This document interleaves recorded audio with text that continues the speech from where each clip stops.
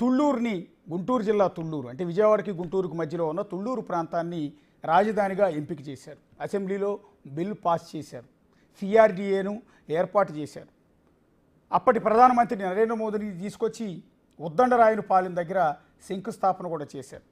దేశవ్యాప్తంగా అనేక నదుల నుంచి మట్టి నీరును తీసుకొచ్చి అక్కడ పూజా కార్యక్రమాలు నిర్వహించి ఆ తర్వాత తాత్కాలిక సచివాలయాన్ని వెలగపూడిలో నిర్మించారు. అక్కడి నుంచే పరిపాలన ప్రారంభించారు. ఆ తర్వాత ఉద్యోగుల క్వార్టర్స్ కావచ్చు, కొత్త హైకోర్టు కావచ్చు, కొత్త సెక్రటేరియట్ కావచ్చు, లేకపోతే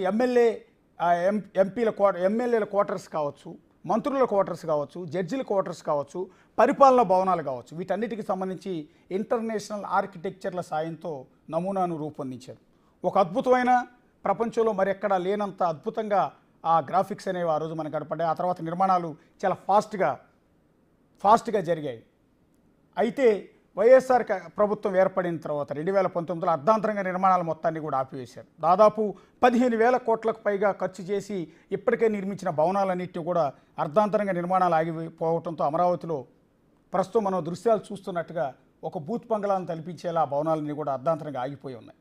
దాదాపు 75% పైగా పూర్తయిన ఆ భవనాలను అర్ధాంతరంగా నిలిపివేయటం, రాజధాని ఇక్కడ కాదు 3 రాజధానుల ప్రతిపాదన తీసుకురావటం, ఎగ్జిక్యూటివ్ క్యాపిటల్గా వైజాగ్ను ప్రకటించడం, అమరావతి కేవలం శాసన రాజధానిగా ఉంటుంది, కర్నూలు జ్యుడిషియల్ క్యాపిటల్ వెళ్తున్నట్టు జగన్మోహన్ రెడ్డి ప్రకటించడంతో వివాదం మొదలైంది.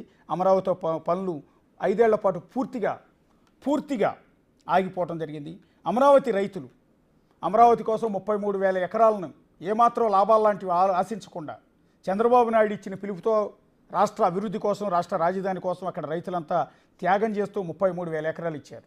ఆ ఇచ్చిన రైతులంతా వైఎస్ఆర్ కాంగ్రెస్ పార్టీ ప్రభుత్వం ఏర్పడినప్పటి నుంచి, జగన్మోహన్ రెడ్డి సీఎం అయినప్పటి నుంచి ఈ రోజు వరకు 1600 రోజులకు పైగా ప్రొటెస్టులు, నిరసన కార్యక్రమాలు చేస్తూనే ఉన్నారు.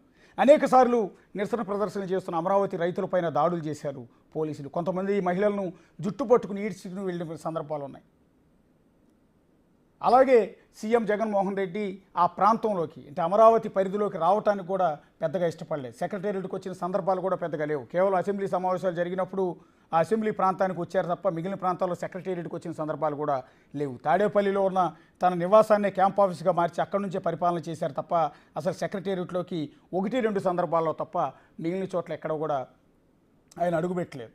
అట్లాగే అమరావతి ప్రాంతంలోకి వస్తే ఒకవేళ అమరావతి రైతులు నిరసన తెలియజేస్తారన్న ఉద్దేశంతో ఆయన పరదాలు కట్టించి తిరిగారు కాబట్టి పరదాలు సీఎం అంటూ అమరావతి రైతులు విమర్శలు చేసిన సందర్భం కూడా కనిపిస్తోంది.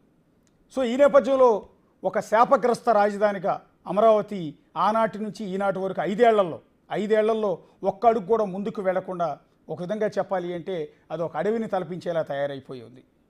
సో ఈ